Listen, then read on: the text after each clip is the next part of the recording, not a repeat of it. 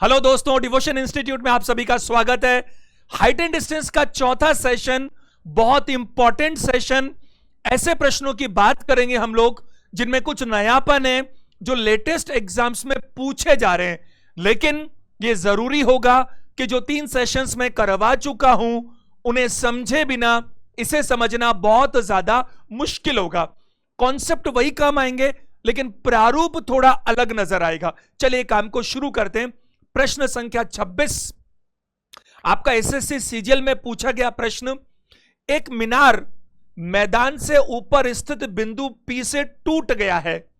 मीनार का ऊपरी सिरा Q पर मैदान के साथ 60 डिग्री का कोण बनाता है। क्या कहना चाहता है ये मीनार है, ये मीनार का ऊपरी हिस्सा है, ये मीनार का नीचे वाला हिस्सा है। ये मीनार कहीं पॉइंट P से टूट गई है और टूट करके ये लटक गई है, और जो धरती पर ये कोई पॉइंट Q है, इस पॉइंट Q के साथ में ये क्या बना रही है भाई? ये बना रही है 60 डिग्री का एंगल। कितने डिग्री का एंगल? 60 डिग्री का एंगल बना रही है, ऐसा इसने कहा। आगे क्या बोला? बिंदु Q के विपरीत दिशा में बिंदु R से बिंदु P का उन्नयन कोण 30 डिग्री है। तो बिंदु विपरीत दिशा में जाइए और बिंदु R भी चाहिए, तो R आपको इधर चाहिए और उसका जो उन्नयन कोण है वो क्या है बताइए? 30 डिग्री है, 30 डिग्री। ये मिला हुआ मान लीजिएगा, यूं लाइन सीधी।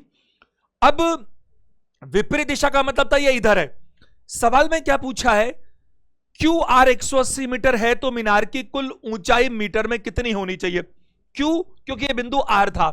सवाल बहुत ज्यादा आसान है क्योंकि ये इधर से उधर तक 180 मीटर है।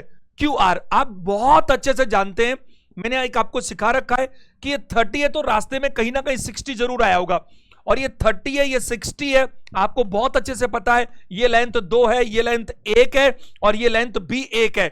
बताइए ऐसा है कि नहीं? अगर मैं बात करूं तो ये 30 है, ये 60 है। अब रेशो की बातचीत होती है तो ये टोटल 180 के बराबर है। रेशो में 4 जो है वो 180 मीटर के बराबर है, तो रेशो में 1 45 के बराबर है, और इससे हमारा काम चल जाएगा क्योंकि 1 का मतलब है कि ये जो लंबाई है वो 45 मीटर है। आप जानते हैं ये 90 है ही, ये 30 है। 30 के सामने अगर 45 है तो 90 के सामने 90 होगा। ये पता नहीं कितनी बार बात कर ली। 30 के सामने 45 तो 60 के सामने क्या होगा? 45 √3 होगा, क्योंकि √3 से मल्टीप्लाई करते हैं। मीनार कितनी ऊंची है? एक बात बताइए, ये मीनार का जो टॉप पॉइंट है यही तो लटक कर आया है इस Q तक, तो ये जो है और ये जो है ये तो बराबर ही है। तो ये वाला जो हिस्सा है वो तो हो गया 90 मीटर, ये वाला जो हिस्सा है वो तो हो गया 90 मीटर। कितना हो गया? 90 मीटर। और ये वाला जो हिस्सा है वो 45 √3 है। तो नीचे वाला जो हिस्सा नहीं टूटा, जो बचा था, वो तो 45 √3 है, और जो टूट गया वो 90 है। 45 कॉमन ले लीजिएगा तो √3 + 2 आपको नजर आएगा। यही मीनार की एक्चुअल में लंबाई होगी, 45 √3 + 2। Option number D is the right answer. It's very easy question. आपको पता है ये मीनार है, यहां से टूटी, लटक गई, आपको पता लगा कि ये टॉप यहां पर मिल गया, 60 डिग्री का एंगल ऑफ एलिवेशन बना रहा है, दूसरे बाजू में 30 डिग्री का एक और पॉइंट बना रहा है। आपको ये अच्छे से पता है, ये सब मैंने आपको पिछले क्लासेस में कॉन्सेप्ट सिखा रखे हैं, तो ये तो पता होना ही चाहिए कि ये रेशो कितना होता है? 3, ये 1, टोटल मिला के 4 की वैल्यू 180, 1 का मतलब 45। अगर ये 45 तो ये 90 के सामने 90 होगा, और 60 के सामने √3 से मल्टीप्लाई करने पर आता है। इन दोनों को जोड़े तो अपन को इसकी क्या मिलती है? मीनार की हाइट मिल जाती है। अगला प्रश्न 27 जो आज का सबसे बढ़िया प्रश्नों में से एक है, ये आपके सीपीओ 2019 में पूछा गया प्रश्न है। एक बहुत ही शानदार क्वेश्चन, जरा ध्यान दीजिएगा। A clock tower stands at the crossing of 2 roads which point in north south and east west directions। एक घंटाघर 2 ऐसी सड़कों के चौराहे पर स्थित है जो उत्तर दक्षिण और पूर्व पश्चिम दिशाओं की ओर जाती है। तो देखिए 2 ऐसी सड़कें, एक सड़क तो ये रही जो कहां जाती है? उत्तर दक्षिण, और एक सड़क ये रही जो कहां जाती है? पूर्व पश्चिम के चौराहे पर मौजूद है। तो ये चौराहा ये रहा जहां पर ये दोनों मिलती है। तो इस चौराहे की बात अगर हम करेंगे, ध्यान दीजिएगा, तो अगर हम चौराहे पर बात करें तो चौराहे के हिसाब से जरा देखिए, ये चौराहा हमने बनाया इस कलर से, कलर चेंज कर दिया ताकि नजर आए आपको ये चौराहा अलग से। तो ये जो चौराहा है यहां पर घंटाघर है, ये मैंने आपको एक टाइप लिखवाई थी, आपको ध्यान हो तो 3D क्वेश्चंस के बारे में, है ना। ये 3D क्वेश्चन है, बहुत ध्यान से समझना, बहुत प्यारा क्वेश्चन है। अगर आप कॉन्सेप्ट सीख गए ना तो फिर बिना लिखे भी कर सकते हो। जरा देखना, ध्यान से समझना। अब ये तो हो गया कि घंटाघर बना दिया हमने इसके चौराहे पर। आगे क्या है वो देखो, पी क्यू आर तथा एस सड़क की क्रमशः उत्तर, पूर्व, दक्षिण और पश्चिम दिशाओं में स्थित ऐसे बिंदु हैं, बिंदु जहां से घंटाघर के शीर्ष के उन्नयन कोण क्रमशः ए बी सी डी है। P Q upon R S square क्या होगा, पी क्यू आर एस। ध्यान दीजिएगा, अगर मैं इस घंटाघर के उत्तर में जाऊं तो यहां मुझे P मिलता है, इधर जाऊं तो यहां Q मिलता है, इधर जाऊं तो R मिलता है और इधर जाऊं तो S मिलता है। PQRS बहुत ज्यादा आपको ध्यान देना है, बहुत ही इंपॉर्टेंट चीज है। आप पेन डाउन कर दीजिए और मेरी बात सुनिए ढंग से।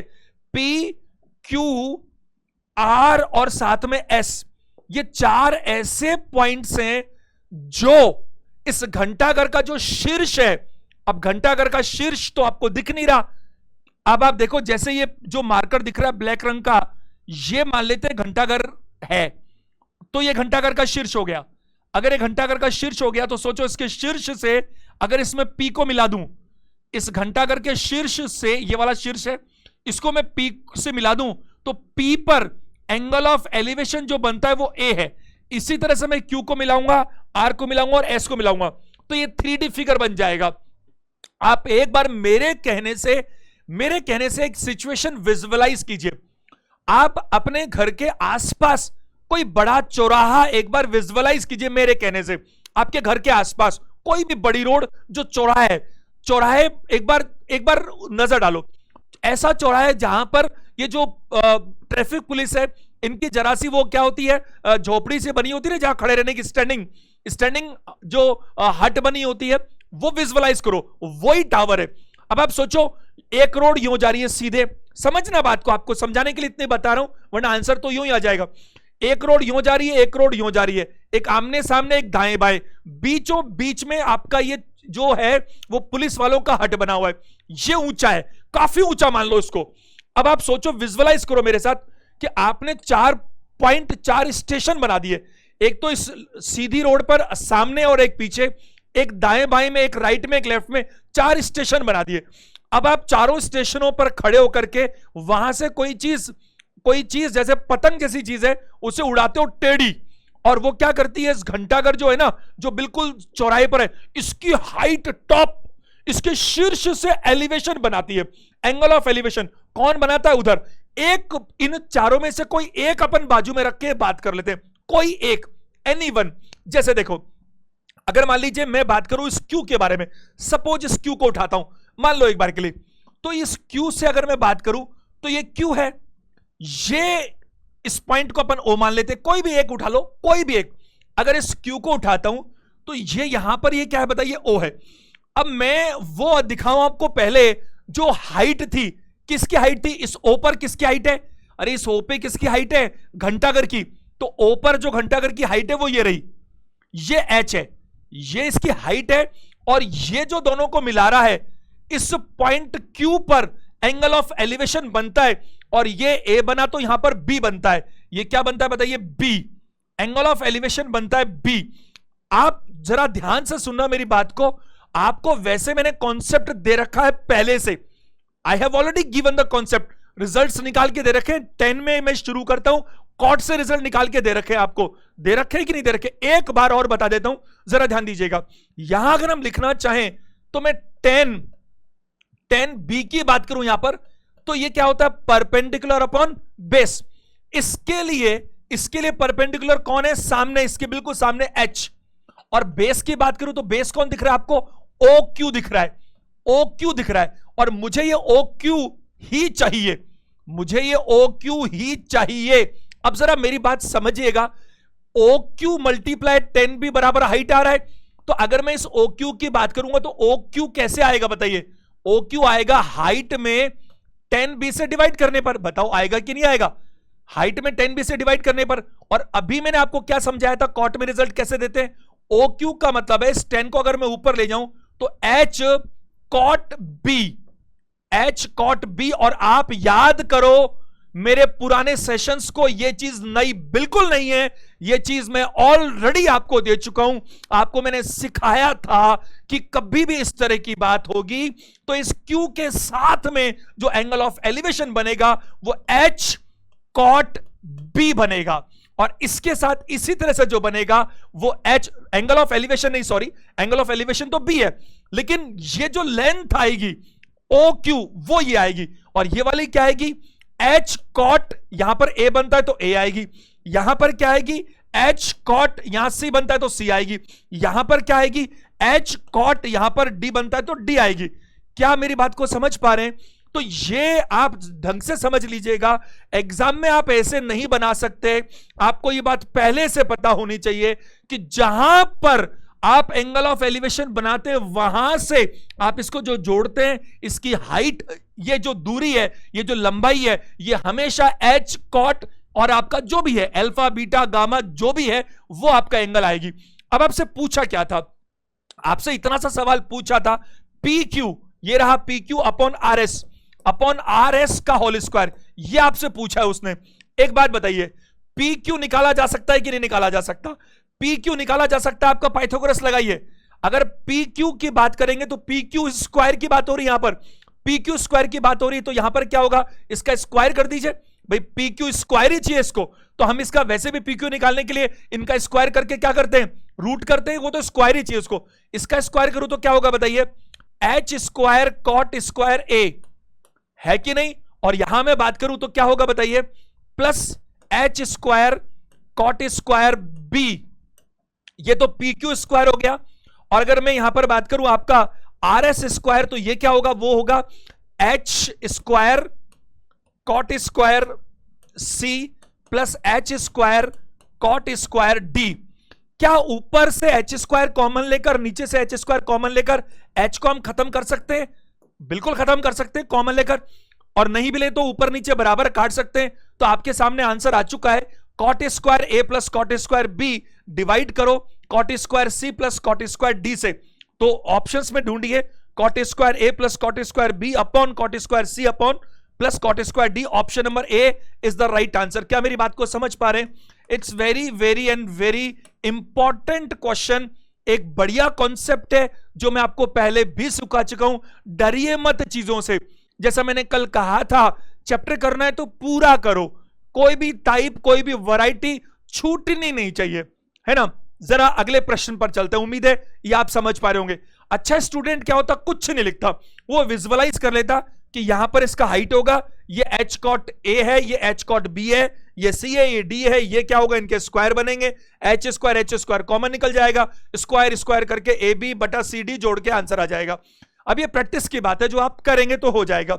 अगले प्रश्न पर चलते हैं, 28 नंबर प्रश्न, ये भी सीपीओ 2019 में पूछा गया प्रश्न है। 12 मीटर ऊंचे भवन के शीर्ष से एक टावर के शीर्ष, ये भवन है, के शीर्ष से एक टावर के शीर्ष का उन्नयन कोण 60 डिग्री है। बढ़िया प्रश्न है। तो ये भवन अलग है, from the top of a 12 meter high building the angle of elevation of the top of a tower is 60 degree. अब जरा ध्यान दीजिएगा सारे के सारे बच्चे, क्या कहना चाहता है, एक टावर है, एक बिल्डिंग है, बिल्डिंग वो हाइट में है 12 मीटर की, और इसके जो टॉप है वो ये रहा, ये 12 मीटर की बिल्डिंग है, 12 मीटर ऊंचे भवन के शीर्ष से एक टावर के शीर्ष का उन्नयन कोण, एंगल ऑफ एलिवेशन।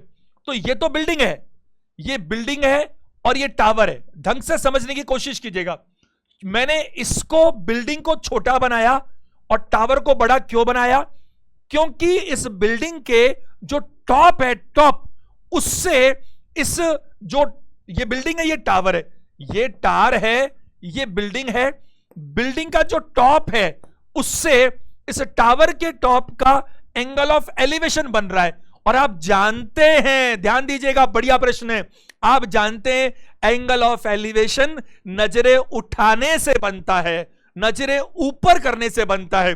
तो आपको ये ऐसे ही बनाना पड़ेगा। और ये कितना बन रहा है, ये बन रहा है आपका 60 डिग्री बन रहा है। 60 डिग्री बन रहा है, तो ये 60 डिग्री का एंगल ऑफ क्या बता है, ये एलिवेशन बन रहा है, इतना बोला।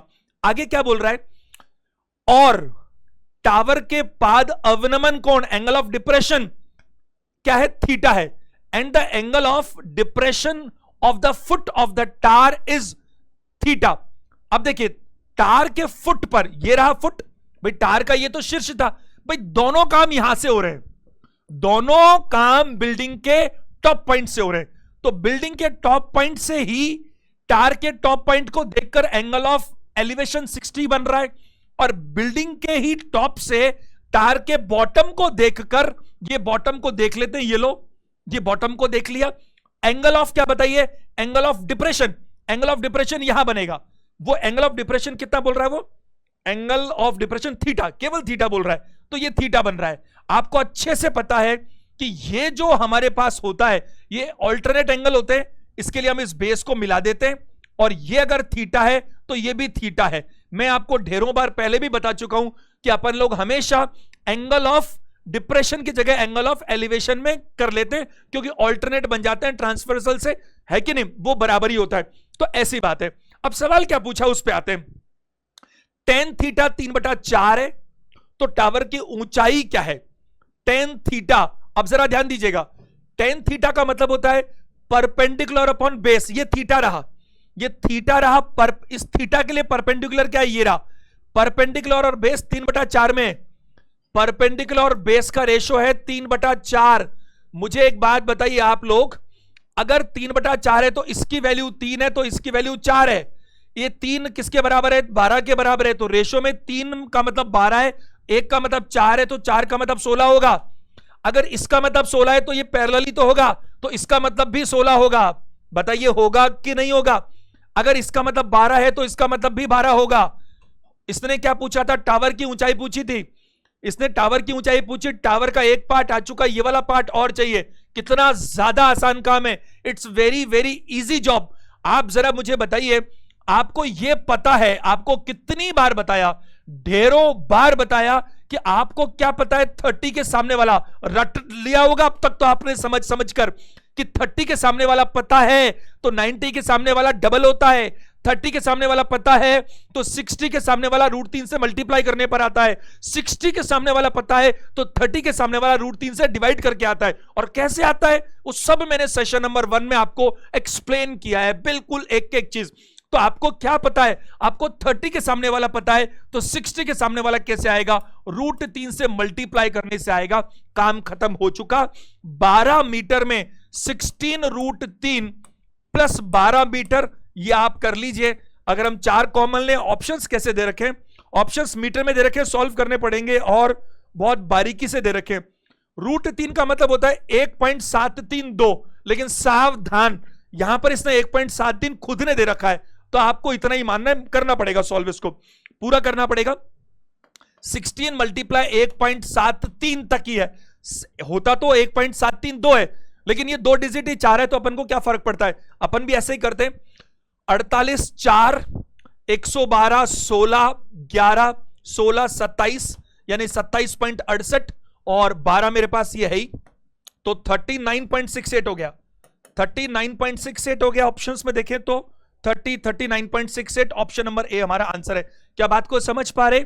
ये 12 मीटर ऊंची बिल्डिंग थी हमारे पास, इस 12 मीटर ऊंची बिल्डिंग के शीर्ष से एक और भवन है टावर, इसके शीर्ष का एंगल ऑफ एलिवेशन था 60 डिग्री, ये इंफॉर्मेशन थी। और यहीं से इसी टावर के जो बॉटम है यहां पर था एंगल ऑफ डिप्रेशन थीटा, ये थीटा था तो ये भी थीटा था। इस थीटा टेन थीटा की वैल्यू उसने दे रखी है टेंजेंट 3/4, तो ये 3 तो 4, 3 का मतलब 12 तो 1 का मतलब 4 तो 4 का मतलब 16, ये 16 तो ये भी 16, ये 12 तो ये भी 12 है, तो पैरेलली ये 16 पता है तो ये 16 √3 आ जाएगा। तो ये टावर कितना ऊंचा है, 12 + 16 √3 ऐसा हो जाएगा। अक्सर मेंस में 2 प्रश्न आ रहे हैं हाइट एंड डिस्टेंस से, और प्री में 1 क्वेश्चन आ रहा है, फ्री के नंबर हैं, चूकना नहीं है। ऐसा कोई वैरायटी टाइप में छोड़ूंगा नहीं, आप भी मत छोड़ो जो मिस हो जाए, है ना। अपन आगे बात करते हैं, अगले प्रश्न पर चलते हैं। 29 नंबर प्रश्न देखो, सीजीएल मेंस 2018 में आया प्रश्न है। मेंस 2018 क्या पूछ रहा है, एक पतंग आकाश में उड़ रही है, अब पतंग अगर आकाश में उड़ रही है तो स्पेशल केस होता है, आपको पता है, पतंग और बैलून का। मैदान पर एक बिंदु से पतंग तक, मैदान पर एक बिंदु से पतंग तक धागे की लंबाई 420 मीटर है। आपको पता है पतंग कभी भी स्ट्रेट नहीं जाती, थोड़ी डायगोनली जाती है, तो धागे की लंबाई 420 मीटर है। ये कैसे होगी जरा देखो, ये कुछ ऐसी होनी चाहिए कि ये कोई बिंदु है और पतंग उड़ रही है, पतंग यूं नहीं जाती, पतंग यूं जाती है, और ये पतंग की लंबाई जो धागे की वो 420 मीटर है। आगे क्या बोला है, मैदान से धागे का उन्नयन कोण 30 डिग्री है। मान लीजिए कि धागे में कोई ढीलापन नहीं है, नहीं स्ट्रेट है, तो पतंग की ऊंचाई क्या होनी चाहिए?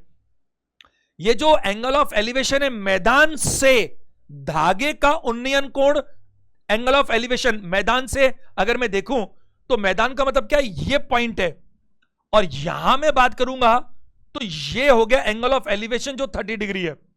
एंगल ऑफ एलिवेशन 30 डिग्री है। आपको यह पूछा कि पतंग की हाइट यहां से कितनी है, इसकी हाइट आपसे पूछी जा रही है। भाई आप समझ पा रहे हैं ना क्या बोल रहा है? A kite is flying in the sky, the length of starting between a point on the ground and kite is 420 meter. The angle of elevation of string with the ground is 30 degree. Assuming that there is no slack in the string, then what is the height of the kite? आपको पता है height हमेशा straight मानते हैं, और ये इस तरह की बात है। काम खत्म हो चुका, आपको पता है। अगर इस हाइट का मालूम करना है तो आप क्या करेंगे बताइए? आपको अगर ये पता है 420 मीटर है, और 420 मीटर अगर ये वाली चीज है तो क्या बताया था, 90 के सामने ये है तो 90 के सामने दुगना होता है 30 के सामने वाले से, तो यह आधा हो गया, 210 मीटर आंसर है, कुछ नहीं करना। आपको पता है 30 के सामने जो कुछ होता है 90 के सामने उसका डबल होता है, तो 90 के सामने जो है वो पता है, तो 30 के सामने उसका आधा होगा, तो 210 meter. Option number a is the right answer. ये मेंस में पूछा गया सवाल है, सवाल पूछने लायक कि नहीं है, बिल्कुल आसान प्रश्न है। क्वेश्चन नंबर 30 पर आइएगा जरा। दो व्यक्ति एक टावर की विपरीत दिशाओं में खड़े हैं। एक टार है, ये रहा टार, इसकी दोनों अलग अलग बाजू में खड़े। वे टावर के शीर्ष का उन्नयन कोण 30 डिग्री और 45 डिग्री मापते हैं। तो क्या हुआ, एक तो मापता, दोनों विपरीत दिशा में, एक तो मापता है कितना बताइए 30 डिग्री, एक तो मापता है कितना बताइए 30 डिग्री, और दूसरा मापता है 45 डिग्री। अब अपन ने थोड़ा 30 ऐसा बना लिया, 30 थोड़ा दूर बनाए, थोड़ा स्पेस कम है यहां पर, क्योंकि जितना बड़ा एंगल है वो उतना पास में बनता है। आप उसमें मत जाओ कि मैंने फिगर कैसा बनाया, आप तो इस पे जाओ कि मैंने एंगल कितना रखा हुआ है ना। इसको मैं दूर ले जाना नहीं चाह रहा था, आपको लगता है 45 तो बड़ा बना दिया, यूं 45 जितना बड़ा होगा उतना पास में होगा, जितना छोटा उतना दूर बनेगा, ये आप समझते हैं। 30 और 45 में मापते हैं। टावर की हाइट 50 मीटर है। ये हाइट जो है ना, हाइट, ये रही हाइट जो मैंने ग्रीन कलर में दिखाई है, ये 50 मीटर है, 50 मीटर है। सवाल क्या पूछा गया है, दोनों व्यक्तियों के बीच में कितनी दूरी है? बहुत ज्यादा आसान क्वेश्चन है, आपको बहुत अच्छे से पता है। क्या पता है? ये 30 है, तो आप जानते हैं चाहो दोनों तीनों तरीकों से कर सकते हो। आपको मालूम है ये 45 है, ये तो 90 होता ही होता है। 45, ये 45 है, ये भी 45 होगा। अगर इस 45 के सामने ये 50 है तो इस 45 के सामने भी 50 होगा, तो ये तो 50 मीटर है। यानी कि इस टावर के इधर वाली साइड तो 50 है, इधर वाली की बात कर लो तो ये भी बहुत आसान है। कैसे आसान है देखो, आपको 30 के सामने पता है, भाई ये तो 90 होगा ही होगा, 60 के सामने निकाल सकते हो। तो 30 के सामने पता है तो 60 के सामने कैसे निकालते हैं? √3 से मल्टीप्लाई करिए तो ये √3 आ जाएगा, काम खत्म हो गया। तो इन दोनों व्यक्तियों के बीच में कितनी है? आपको इसमें 50 √3 + 50 है, और 50 √3 + 50, तो 50 अगर कॉमन लूं तो √3 + 1, ऐसा तो कहीं मिल नहीं रहा ना, प्लस माइनस, तो निकालना पड़ेगा, कोई बात नहीं। अब यहां पर भी देखो √3 की वैल्यू 1.73 दे रखी है, तो आप क्या करें, 50 × 1.73 + 50 मीटर, ऐसा ही कर सकता हूं मैं। तो आप 5 से मल्टीप्लाई करो, 15, 35, 36, 3, 8, यानी कि 86.5, और 50 आप जोड़ लीजिए तो ये कितना हो गया, 6, 136.5, 136.6 आ रहा है। 5 से 15 ही बनता है, 136.6, कोई खास बात नहीं है। इसने 1.73 दिया हमारे को, तो हम भी 1.73 दे रहे हैं, तो 5 से तो यहां 15 ही बनेगा, 0.5। अगर बात करूं 35, 36, 3, और बात करूं 5, 8, 86.5, कोई खास बात नहीं है। 136.5, यहां पर 136 पॉइंट क्या मिल रहा है, 6 मिल रहा है। अच्छा 135.5 136 है, लेकिन ऑप्शन क्या दीजिएगा? ए दीजिएगा। ऑप्शन क्या दीजिए? ए, क्योंकि इनमें जो बेस्ट आंसर है वो बेस्ट ऑप्शन जो है वो आपको इसमें ए नजर आ रहा है। चलिए नेक्स्ट पर चलते हैं हम लोग। 31 नंबर क्वेश्चन क्या बोल रहा है? 75 मीटर ऊंचे टावर से भूतल पर विपरीत दिशाओं में स्थित दो बिंदुओं P और Q पर टावर के अवनमन कोण, एंगल ऑफ डिप्रेशन थीटा और फाई है, और उसने टेन थीटा और टेन फाई की वैल्यू बता रखी है। P और Q बिंदुओं के बीच की दूरी कितनी होनी चाहिए? एक आसान सा प्रश्न है, सीपीओ 2019 में पूछा हुआ प्रश्न है। कैसे करेंगे जरा ध्यान दीजिएगा। आपको पता है कि टावर की हाइट 75 मीटर है, यह तो आपको गिवन है, लेकिन इसने क्या कहा? विपरीत दिशाओं में दो बिंदु हैं P और Q। तो विपरीत दिशा में P और Q, एक तरफ P रख लेते हैं, एक तरफ Q रख लेते हैं, और P और Q की बात करेंगे तो एंगल ऑफ डिप्रेशन, तो एंगल ऑफ डिप्रेशन अगर मैं इस P की बात करूं, इस Q की बात करूं, तो इस P के लिए तो ये हो गया एंगल ऑफ डिप्रेशन कितना बताइए? थीटा। लेकिन आप जानते हैं कि ये अगर थीटा है तो ये भी थीटा होगा। आपको मैंने कितनी बार कह रखा है कि हम लोग हमेशा एंगल ऑफ एलिवेशन में काम करते हैं और दोनों बराबर ही होते हैं। और अगर Q की बात करूं यहां पर, तो ये क्या होगा बताइए? ये एंगल ऑफ डिप्रेशन फाई है, तो ये भी क्या होगा बताइए? फाई होगा। अब इसने हमसे ये पूछा है कि P और Q के बीच में दूरी कितनी है। आप एक बात बताइए, टेन थीटा कितना दिया हुआ है? 3/4।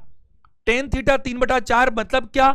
परपेंडिकुलर अगर 3 है तो बेस कितना है? 4, और उधर टेन फाई क्या दे रखा है? 5/8। तो फाई के हिसाब से अगर ये 5 है तो ये कितना बताइए? 8। आपको क्या करना है? आप इनको सेम कर लीजिए और कुछ नहीं कर सकते। तो जो कॉमन है 3 और 5, इसको क्या अपन 15 बना सकते हैं? तो इसका हाइट का रेशो अपन 15 बनाएंगे, तो इसको 5 से मल्टीप्लाई करेंगे तो ये 20 हो जाएगा, और अगर इसको मैं 3 से मल्टीप्लाई करूं तो ये 24 हो जाएगा। क्या समझ पा रहे हैं? तो रेशो अपन ने कॉमन कर लिया, ये बन गया 20, ये बन गया 24, ये बन गया 15। 15 की वैल्यू आपको मालूम है 75 है, तो एक की वैल्यू 5 है, एक की वैल्यू 5 है, तो 44 की वैल्यू 220 होगी। आंसर क्या होगा? B option. क्या समझ पा रहे हैं? प्रश्न बहुत आसानी से वर्बली किया जा सकता है। आपको पता है कि ये 3 और 5 कॉमन है। आपको पता है एक ही चीज के दो अलग अलग रेशो कैसे होंगे? आपको रेशो सेम करना पड़ेगा। तो रेशो 3 और 5 के लिए आपने इसको 15 बनाया, अब इसको 5 गुना करेंगे तो इसको भी 5 गुना करना पड़ेगा, इसको 3 गुना करेंगे तो इसको भी 3 गुना करना पड़ेगा। तो अब रेशो सारे एक बन गए। एक ही सवाल में दो रेशो नहीं चल सकते, एक ही चीज के रेशो कॉमन करना होता है, यह आपको मैंने पहले भी बता रखा है। तो इस 15 की वैल्यू मेरे को मालूम है कि 75 मीटर दी हुई है, तो एक की वैल्यू क्या हो गई? 5 मीटर हो गई, और एक की वैल्यू अगर 5 मीटर है तो मुझे 44 चाहिए, क्योंकि P और Q के बीच की दूरी 44 है। तो 44 के लिए 5 से मल्टीप्लाई करो तो 220 मीटर हमारा आंसर आता है। प्रश्न संख्या 32 पर आते हैं। यह प्रश्न आपके CGL 2016 में पूछा गया प्रश्न है। 200 मीटर की ऊंचाई पर उड़ने वाले किसी विमान का पायलट, 200 मीटर की हाइट पर उड़ने वाले किसी विमान का पायलट किसी नदी के दोनों किनारों पर दो बिंदु देखता है। यदि दोनों बिंदुओं के अवनमन कोण 45 और 60 हो तो नदी की चौड़ाई ज्ञात करो। तो उसने क्या कहा? 200 मीटर की ऊंचाई है, हाइट जो है वो 200 मीटर है, 200 मीटर है। किसी विमान का पायलट, अब विमान का पायलट नीचे से तो देखेगा नहीं, पायलट तो ऊपर से देखेगा, तो यहां से देख रहा है वो 200 फीट ऊपर, 200 मीटर ऊपर से। किसी नदी के दोनों किनारे, तो उसको नीचे नदी दिख रही है, दोनों किनारों पर दो बिंदु देखता है, तो नीचे नदी के दो किनारे देखता है, दो बिंदु देखता है।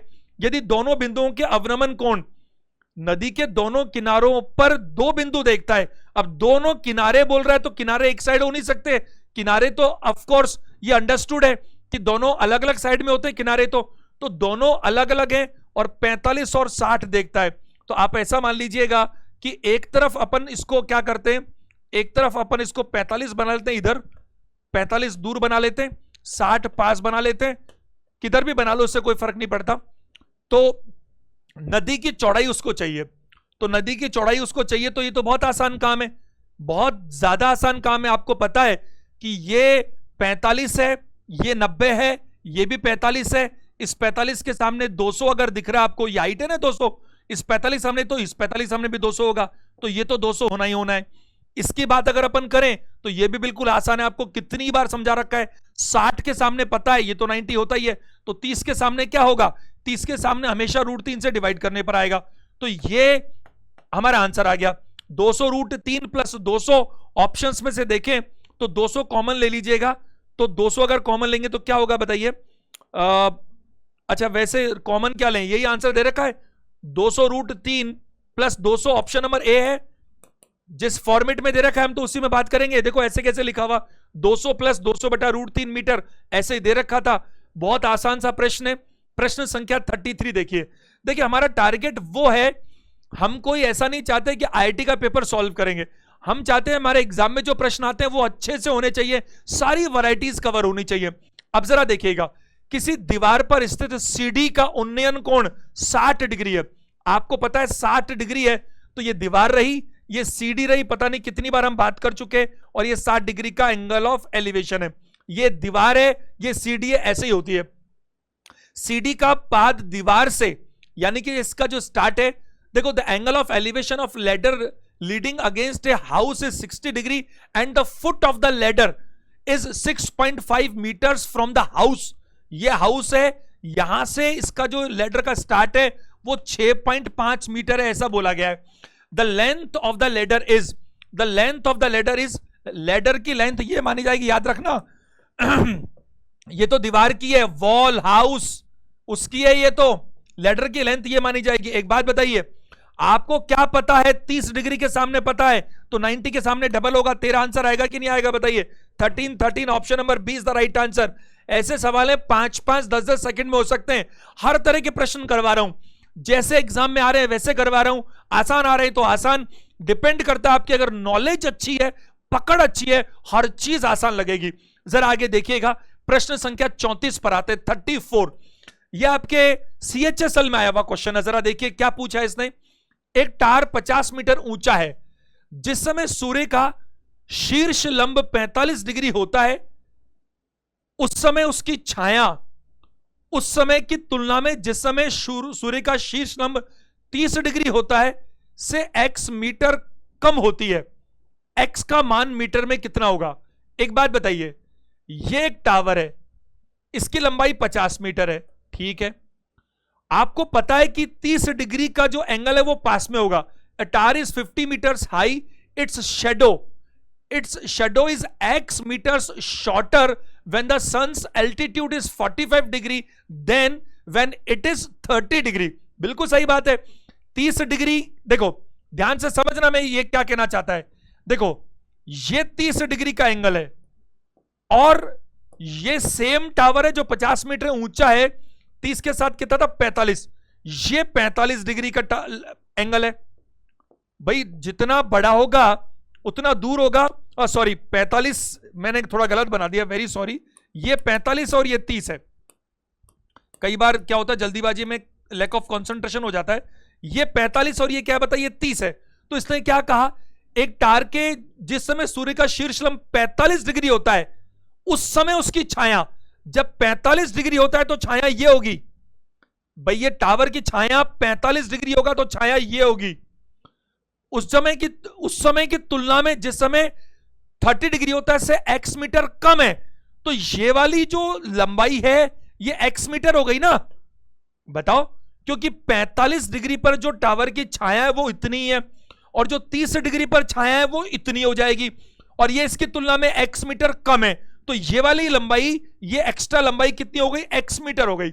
सवाल क्या पूछा है, x का मान ही चाहिए इसको, कोई तकलीफ नहीं है, बहुत आसानी से निकाल सकते हैं। कैसे निकाल सकते हैं, देखो ये वाली लंबाई तो मुझे दिख ही रही है, ये लंबाई मुझे कैसे दिख रही है, ये 45 है, ये 90 होता है, ये 45 है, 45 के सामने 50 तो 45 के सामने 50, तो ये तो मुझे 50 मीटर दिख ही रही है। ये भी दिख रही है, कैसे दिख रही है जरा देखो, ये 30 है, ये 90 है और ये 60 है। अगर मैं आपसे बात करूं तो 30 के सामने मुझे पता है, अगर मुझे 30 के सामने पता है तो 60 के सामने √3 से मल्टीप्लाई करने पर आएगा, तो ये पूरा की पूरा क्या हो जाएगा 50 √3। तो ये x कितना आ जाएगा 50 √3 माइनस 50, 50 √3 माइनस 50, अगर 50 कॉमन ले तो √3 minus 1, option number b. Option number 20 the right answer. क्या मेरी बात को समझ पा रहे हैं?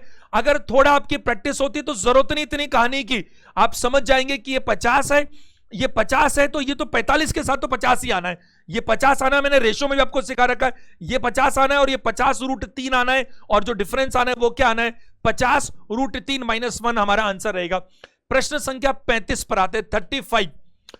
एक टेलीग्राफ खंभा जमीन के ऊपर एक बिंदु पर झुका हुआ है, उसका शीर्ष उसके पाद से, बॉटम से 8√3 मीटर की दूरी पर जमीन को स्पर्श करता है और 36 पर 30 डिग्री का कोण बनाता है। खंबे की ऊंचाई कितनी मीटर है? देखो, ये एक खंबा है, ये खंबा जमीन के ऊपर एक बिंदु पर झुका हुआ है, तो ये किसी ना किसी जगह से क्या हो गया, टूट गया, और टूट करके ये झुक गया ऐसे। ये जो झुक गया वो कितनी दूरी पर है? A telegraph post is bent at a point above the ground, it's top just touches the ground at a distance of 8√3 metre from its foot. यहां पर जो इसकी जो स्टार्टिंग थी, यहां से ये 8√3 मीटर दूर है। क्या ये इसका टॉप है जो टूट करके जमीन को छू रहा है? वो इसके जो स्टार्ट था, जो इस खंबे की स्टार्ट थी, फिट थी, वहां से 8√3 मीटर दूर है ये वाली लंबाई, और ये वाली लंबाई और ये वाली लंबाई सेम होनी चाहिए, क्योंकि यही तो टूट कर आया। ये जो इसका टॉप है वही तो यहां पर नजर आएगा, ये टॉप ही तो है। आगे क्या बोला? और 30 डिग्री का एंगल बनाता है, तो ये एंगल भी बन गया 30 डिग्री का। खंबे की ऊंचाई कितनी मीटर है? बस इतना सा सवाल है। ये हाइट कितनी मीटर है? बहुत आसानी से निकल जाएगा। कैसे निकल जाएगा बताओ? मेरे को केवल ये इंफॉर्मेशन पता है, आप जानते हैं बहुत अच्छे से, ये 90 है, मुझे 60 के सामने वाला पता है। 60 के सामने वाला पता है तो 30 के सामने वाला कैसे आता है? अगर 60 के सामने वाला पता है तो 30 के सामने वाला हमेशा √3 से डिवाइड करने से आता है। √3 से डिवाइड करने से आता है, तो √3 से डिवाइड करेंगे तो ये 8 मीटर आ जाएगा। लेकिन कितना आया? इतना आया। यहां से लेकर यहां तक ये 8 मीटर आया। एक बात बताइए मेरे को, अगर आपको 30 के सामने वाला पता है तो 90 के सामने वाला कितना होता है? उसका दुगना होता है, यानी कि ये 16 मीटर आएगा। ये भी 16 है, ये भी 16 है, लेकिन ये एक ही तो है, यही तो टूट कर इधर आया। तो खंबा एक्चुअल में कितना लंबा था? 16 मीटर तो टूट गया, और 8 मीटर अभी भी रह गया। 8 + 16 24 मीटर इस खंबे की क्या है बताइए ऊंचाई। एक बहुत ही आसान प्रश्न है। नेक्स्ट पर चलते हम लोग, 36 नंबर क्वेश्चन, ध्यान दीजिएगा।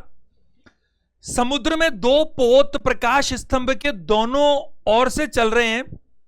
दोनों पोतों से देखने पर प्रकाश स्तंभ के शीर्ष के उन्नयन कोण क्रमशः 30 डिग्री और 45 डिग्री है। यदि प्रकाश स्तंभ 100 मीटर ऊंचा हो तो दोनों पोतों के बीच की दूरी बताइए।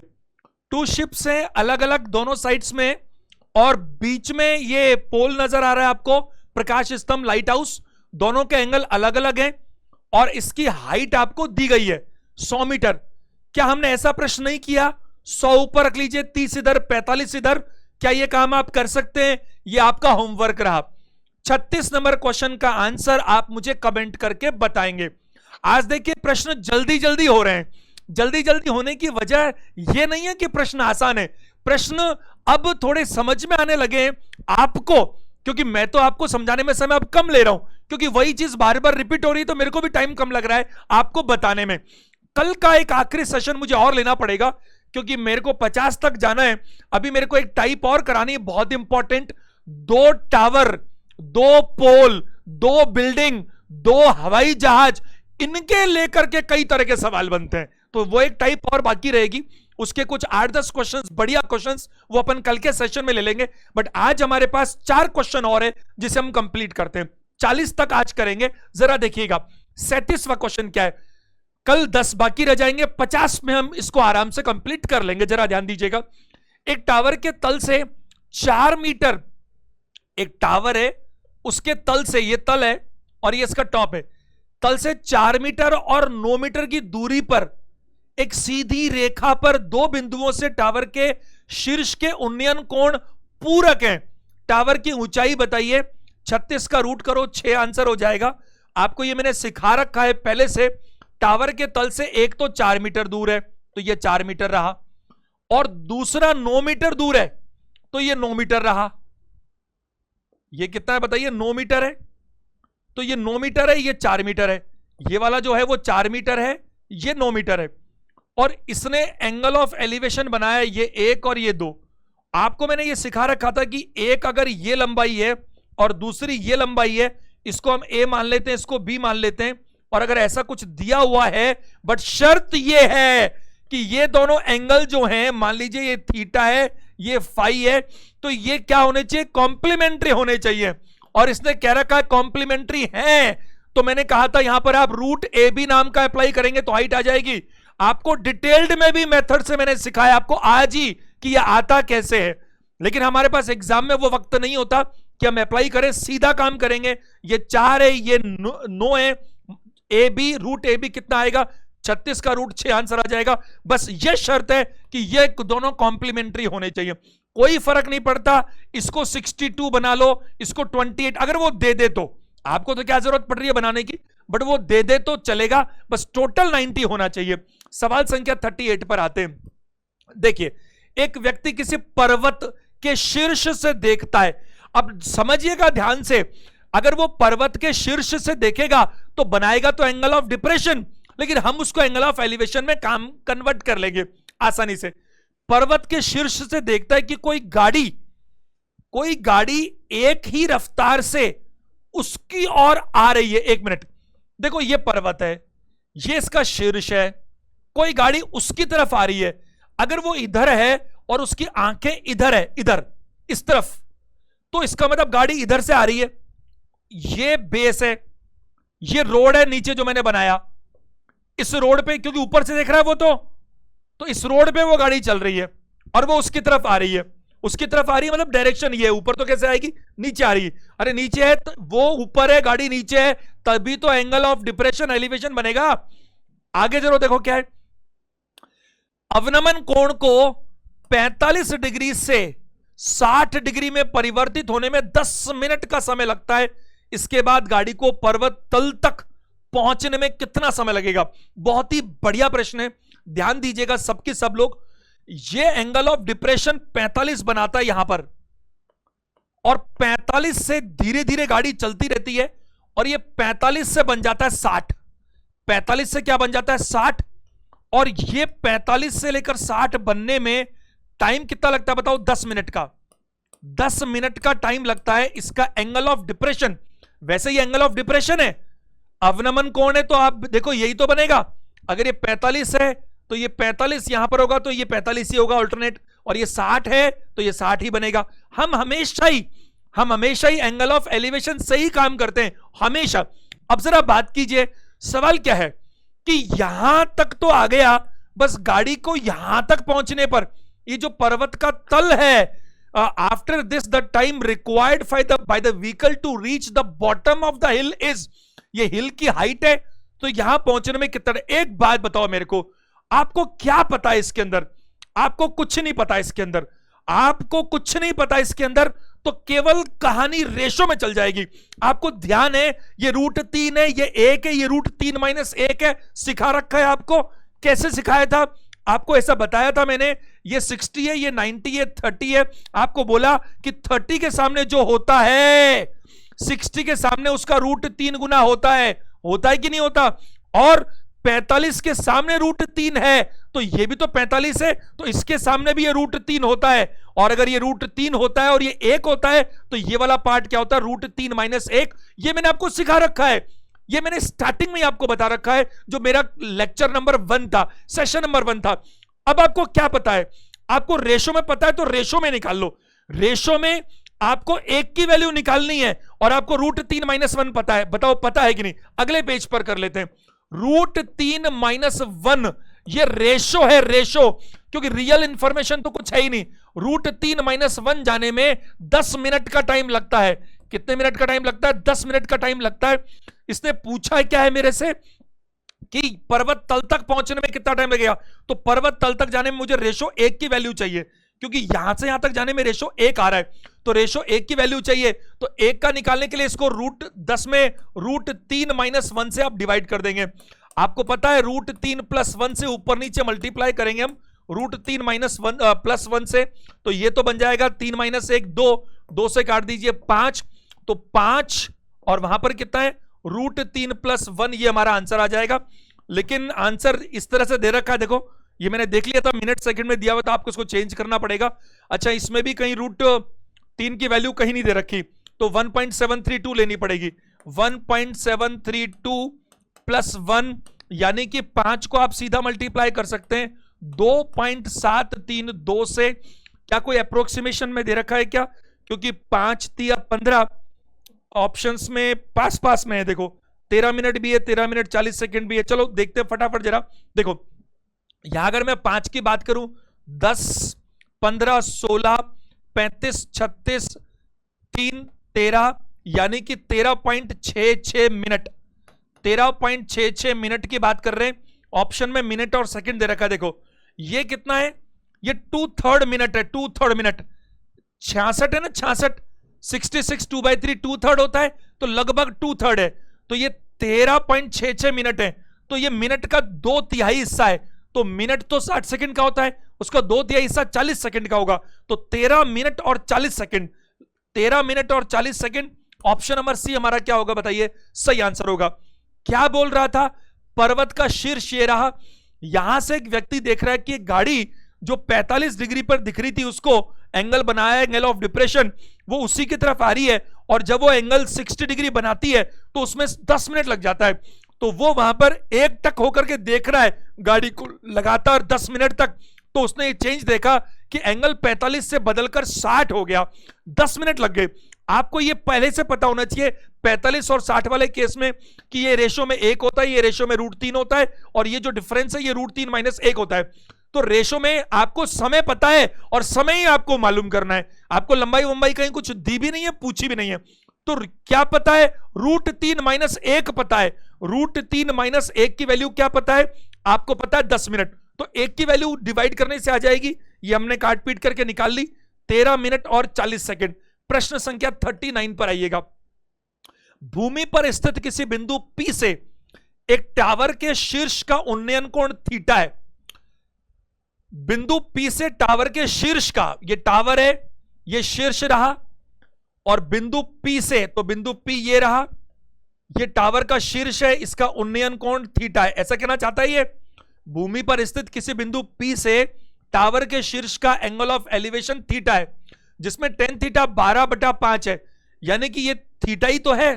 परपेंडिकुलर कितना दे रहा है वो 12, और बेस कितना दे रहा है 5। 5, 12, 13 ट्रिपलेट होता है, ये आपको याद होना चाहिए। 5, 12, 13 क्या होता है, ट्रिपलेट होता है। आगे की बात करते हैं। सवाल में आगे पूछा, टावर के पांव से, ये होता है फुट, से बिंदु P की दूरी 75 मीटर है। तो ये वाली दूरी 75 मीटर है। सावधान, ये सब रेशो था। ये 12/5 रेशो है, ये 12 रेशो है, 5 भी रेशो है, 13 भी रेशो है। आपसे ये बोला गया टावर की ऊंचाई कितनी होगी, 5 का मतलब 75 है, तो 1 का मतलब 15 हुआ। क्या 1 का मतलब 15 हुआ, तो 15 से मल्टीप्लाई करो, 180 मीटर आंसर आएगा। क्या मेरी बात समझ पा रहे हैं? बहुत आसान प्रश्न है, सीपीओ 2019 में आया हुआ क्वेश्चन है। आपको बोला ये 5/12 ट्रिपलेट आपको याद होना चाहिए, तो 5, 12, 13 समझ में आया।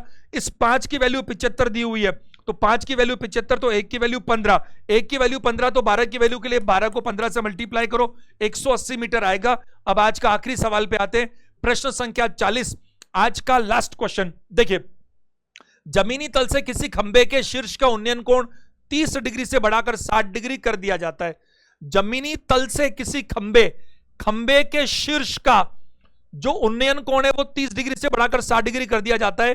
तो ये तो था 30 डिग्री, और 30 डिग्री से बढ़ाकर 60 डिग्री कर दिया जाता है। फिर आगे, तो खंबे की परछाई कितनी घट जाएगी? परछाई तो घटेगी, क्योंकि 30 डिग्री पर तो परछाई इतनी बनती है खंबे की, और 60 डिग्री पर परछाई इतनी बनेगी, तो ये परछाई घट जाएगी। ये वाली कितनी घट जाएगी? अगर खंबे की लंबाई 50 √3 मीटर है, तो ये 50 √3 मीटर है। एक बात बताइए, आपको ये बोला कि एंगल ऑफ एलिवेशन 30 डिग्री से बढ़ाकर 60 डिग्री कर दिया, जो जो पास में आओगे परछाई कम होती चली जाएगी।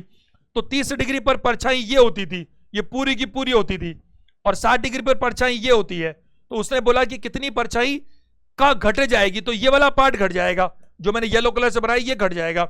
एक बात बताइए मेरे को, आप जानते हैं बहुत अच्छे से कि ये वाला जो पार्ट है आप पूरा पार्ट भी निकाल सकते हैं। कैसे निकाल सकते हैं पूरा पार्ट? ये 30 के सामने, भाई ये 90 है, आपको 30 के सामने 50√3 नजर आ रहा है। अगर 30 के सामने ये नजर आ रहा है तो ये 60 होगा ना, तो 60 के सामने कैसे होगा? √3 से मल्टीप्लाई करने पर, और √3 से मल्टीप्लाई करोगे तो क्या होगा? ये 150 बन जाएगा। नहीं बनेगा क्या? अरे भाई ये 30 है, ये 90 है, तो 60 है। 30 के सामने अगर 50√3 है तो 60 के सामने क्या होगा? √3 से मल्टीप्लाई करो, तो √3 3 बन गया, तो ये पूरा जो है ना वो तो 150 मीटर आ गया। यानी कि जब ये एंगल ऑफ एलिवेशन 30 डिग्री था तो परछाई 150 मीटर बनती थी। अब ये वाला भी दिख रहा है साफ साफ। कैसे दिख रहा है? देखो, आपको दिख रहा है 60 के सामने ये है, ये 90 होता है, ये तो 30 के सामने क्या होगा? अरे 60 के सामने पता होता तो 30 के सामने हमेशा √3 से डिवाइड करके आता है, तो इसमें √3 से डिवाइड करो तो √3 कट जाएगा, तो ये वाला पार्ट 50 मीटर आ गया। काम खत्म, 100 मीटर आंसर है। क्योंकि ये पूरा तो हो गया 150 और ये इतना 50 है, तो 150 माइनस 50 कितना होता है? 100 मीटर। थोड़ा अगर आप स्मार्ट वर्क करेंगे तो रेशो आपको मैंने बता रखा है 30 और 60 के बीच में। आपको मैंने क्या बता रखा है? 30 और 60 के बीच में 30 के साथ में दुगना बता रखा है कि ये 2 है और ये 1 है, आपको याद हो तो। इफ यू रिमेंबर, ये 2 है और ये क्या बताइए? 1 है। आपको पता है इस पूरे को अगर मैं बांटना चाहूं तो 150 मुझे दिख रहा था, तो मुझे इसको निकालने की जरूरत ही नहीं थी। जब मैं आप बता रहा हूं, आपको हर चीज बता रहा हूं, हर एंगल से सिखाने की कोशिश कर रहा हूं कि अगर आपको पता है ये 2 और 1 है तो आप बांट लो 150 को, तो ये 100 और क्या हो गया? 50 हो गया। तो वैसे भी नजर आता है। जितनी प्रैक्टिस करेंगे उतना काम आसान हो जाएगा। एक सेशन और लेना चाहिए मुझे, क्योंकि अभी एक बहुत इंपॉर्टेंट कॉन्सेप्ट और बाकी रह गया। तो अपन कल के सेशन में 10-12 क्वेश्चन और उठाएंगे और इस चैप्टर को कंप्लीट करेंगे। आपको अगर इस सेशन में मजा आ रहा है, वीडियोस अच्छे लग रहे हैं, कुछ फायदा हो रहा है, तो आप लाइक करें और कमेंट करके एक फैमिली मेंबर की तरह सपोर्ट करें। अपने उन दोस्तों को जो प्रिपरेशन कर रहे हैं उनको शेयर करें, ताकि मेरा भी मोटिवेशन बढ़े। हमेशा की तरह मेरी शुभकामनाएं आपके साथ हैं। वीडियो देखने के लिए थैंक यू वेरी मच।